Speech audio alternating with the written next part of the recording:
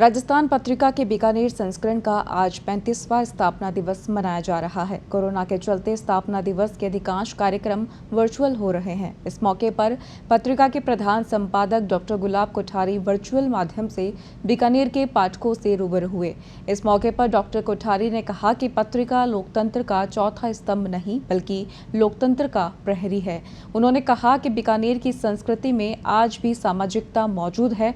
कार्यक्रम में बीकानेर पत्रिका ने स्थानीय संपादक हरेंद्र सिंह बगवाड़ा ने कोरोना काल में किए कार्य और विभिन्न सामाजिक सरोकारों की जानकारी दी। इस वर्चुअल कार्यक्रम में केंद्रीय मंत्री डॉक्टर अर्जुन राम मेघवाल और राजस्थान में ऊर्जा मंत्री डॉक्टर बीडी कल्ला सहित प्रबुद्ध जनों ने स्थापना दिवस की बधाई देते हुए अपने विचार व्यक्त किए।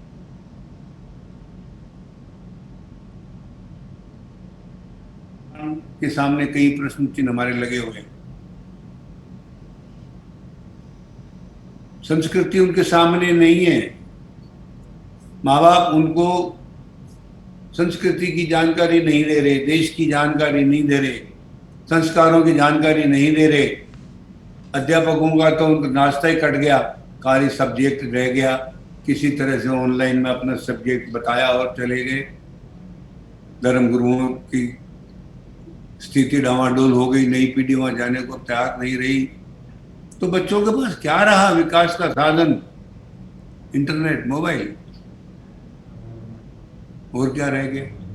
और इसके अंदर वो बच्चे इतने खो गए कि वो घर वालों को भी भूल गए और भूल जाएंगे।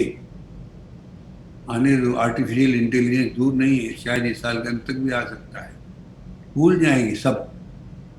तब इन बच्चों को फिर से मानवता के पाठ कौन पढ़ाएगा? यहां आकर के आपको समाचार पत्रों की भूमिका समझ में आएगी। जो काम माँ बाप नहीं कर रहे, पत्रिका कर रहा है। जो काम गुरु नहीं कर रहे, धर्म गुरु नहीं कर रहे, टीचर नहीं कर रहे, वो काम पत्रिका कर रहा है। कि बीकानेर के विकास में आपने पूर्ण योगदान दिया। आपने निर्भीकता को भी बनाए रखा, पत्रकारिता में निष्पक्षता को भी बनाए रखा। जनता में भरोसा भी आपका बढ़ा है, इसमें कोई संदेह नहीं है। और जैसे अभी गुलाब जी भाई साहब कह रहे थे कि हम लोकतंत्र का चौथा स्तंभ कहलाने के बजाय लोकतंत्र का प्रहरी कहलाना पसंद करेंगे। ये बहुत ही सुंदर विचार अभी गुलाब जी भाई साहब ने रखा। राजस्थान पत्रिका द्वारा जो काम किए गए हैं उसको हम जब बीकानेर में देखते हैं तो अमृतम जलम, हरियाला राजस्थान, एक मुट्ठी अनाज, ऐसे सामाजिक सरोकार के बहुत से काम बीकानेर में हुए हैं।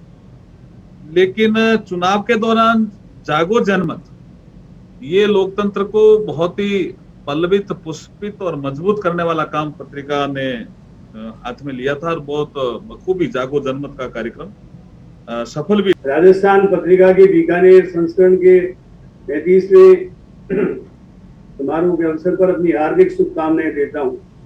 ये बात गुलाब जी ने बिल्कुल सही कही कि पत्रिका का बीकानेर से शुरू से ही एक बहुत ही जनता के साथ बहुत सीधा संबंध रहा है। मुझे याद है कि आदरणीय कपूरचंद जी पुलिस जी ने जब टुन्नी भाई की स्मृति में टुन्नी भाई को योगदान देने के लिए, उनके परिवार को सहयोग देने के लिए एक कार्यक्रम किया था, तो हमने कार्यकर्ता की तरह उसमें काम किया था भवानी भाई के साथ जुड़कर।